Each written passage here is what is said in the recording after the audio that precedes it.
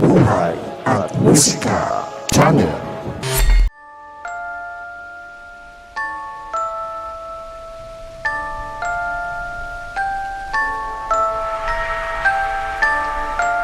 Sa dilim ng gabi, ang engkwentro ni Luis sa isang aswang.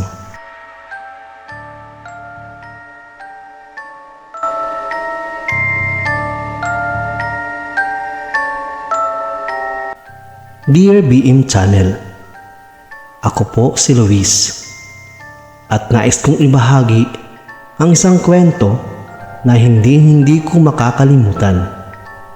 Hindi ko po alam kung totoo ba ang lahat o isang masamang panaginip lang.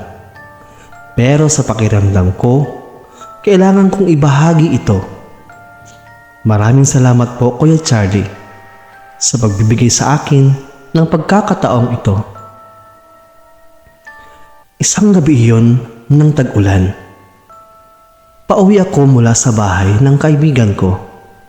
At dahil lumakas na naman ang ulan, minabuti kong dumaan sa mas maikling ruta na papunta sa masukal na daanan. Maliit ang daan, napapalibutan ng matataas na puno at damo. Madilim ang paligid, lalo na't halos walang buwan sa langit. Tahimik ang paligid, walang ingay kahit mula sa mga kuliglig o palaka.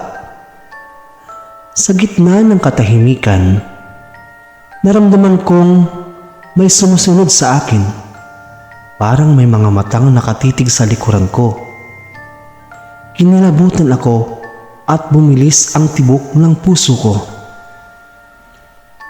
Habang naglalakad ako, bigla kong naalala ang kanta ng River Maya na Kisap Mata. Habang kinakanta ko ito sa isip ko, tila nadarama ko ang presensya ng kamatayan. Parang may nagpaparamdam, may gustong ipaalam sa akin ang dilim sa bawat linya ng kanta.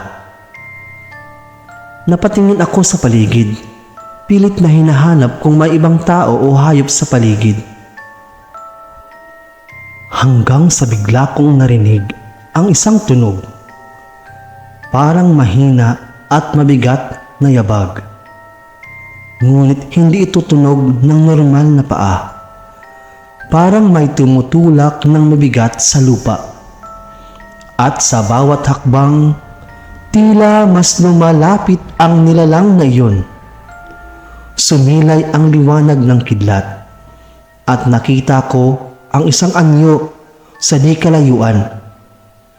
Noong una, akala ko'y isa itong matandang babae, nakalumang damit, payat at nakayuko. Subalit, nang muling kumulog at kumidlat, nakita ko ang kanyang mukha.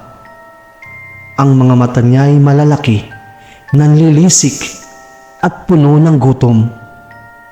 Ang kanyang bibig ay nakangisi, nakabuka ng mas malawak kaysa sa normal na tao, at may tila likidong dumadaloy mula rito. Doon ko naalala ang mga kwento tungkol sa aswang.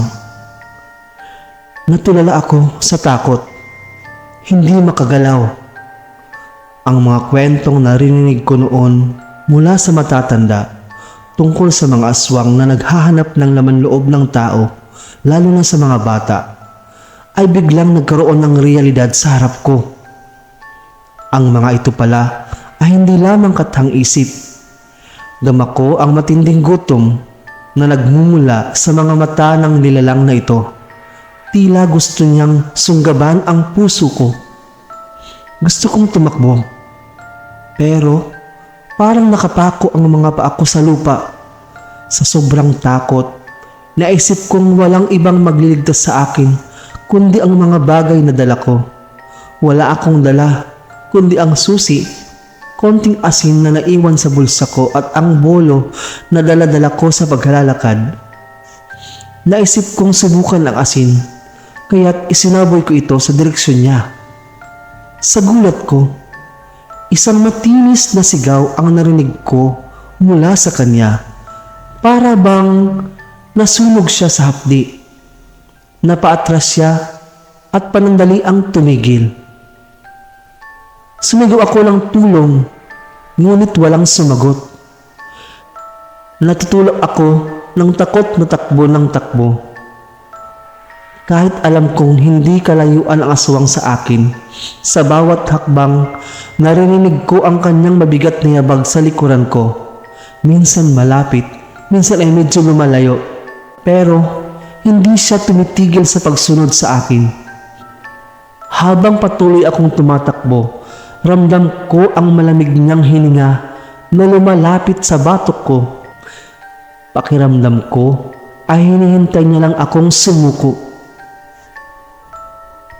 Pagdating ko sa bahay, mabilis kong binuksan ang pinto at agad na kinuha ang isang walis tingting na gawa sa dahon ng niyog. Ayon sa kwento ng mga matatanda, at inilagay ko ito ng pabaliktad sa harap ng pinto.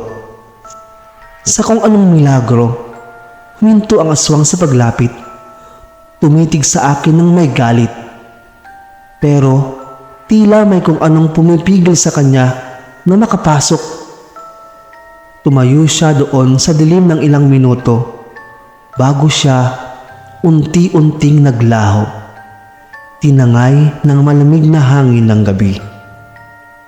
Hanggang ngayon, hindi ko pa rin alam kung paano nangyari iyon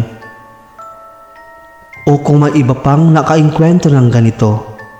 Pero sana sa pagbabahagi ko ng kwento, mapaalalahanan ang mga nakikinig na maging alerto sa gabi.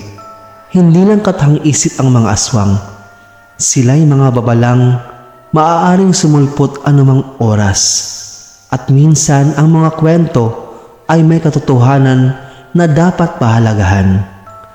Kung hindi ako naniwala sa mga sabi-sabi, baka hindi ko na ito ikinikwento ngayon. Maraming salamat po, Kuya Charlie at ang BM Channel sa pakikinig sa aking kwento. Sana po ay makatulong ito upang ang mga nakikinig ay maging mas mapanuri at mag-ingat sa gabi. Lalo na kapag nararamdaman nila ang pag-iisa o presensya ng kakaibang nilalang sa paligid. Lubos na gumagalang, Luis.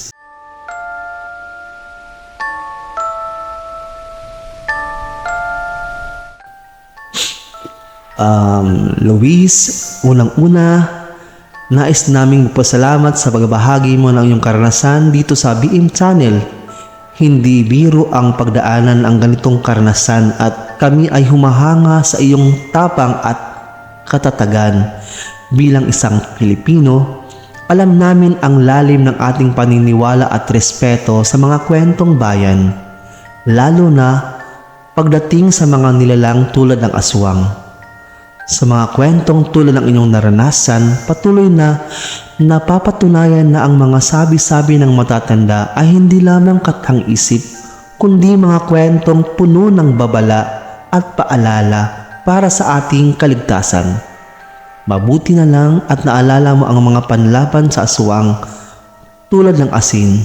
Marami na rin kami natanggap na kwento mula sa mga kababayan nating nakaengkwentro ang mga kagaya ng nilalang na iyong nakita, at halos pareho sila ng pagkakalarawan sa iyong nakita.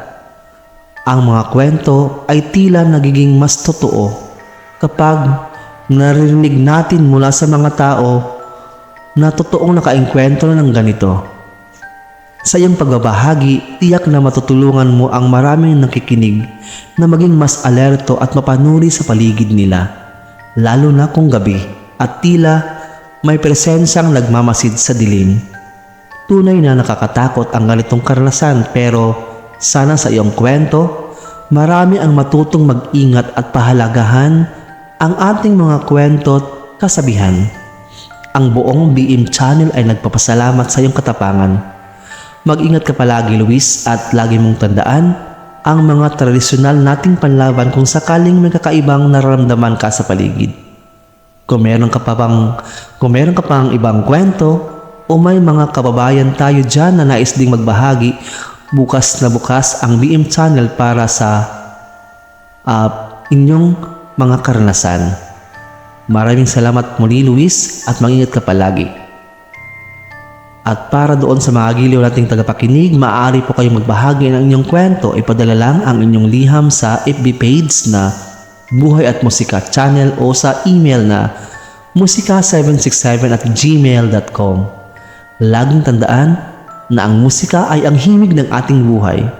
Ito po ang inyong host, si Kuya Charlie. Hanggang sa muli.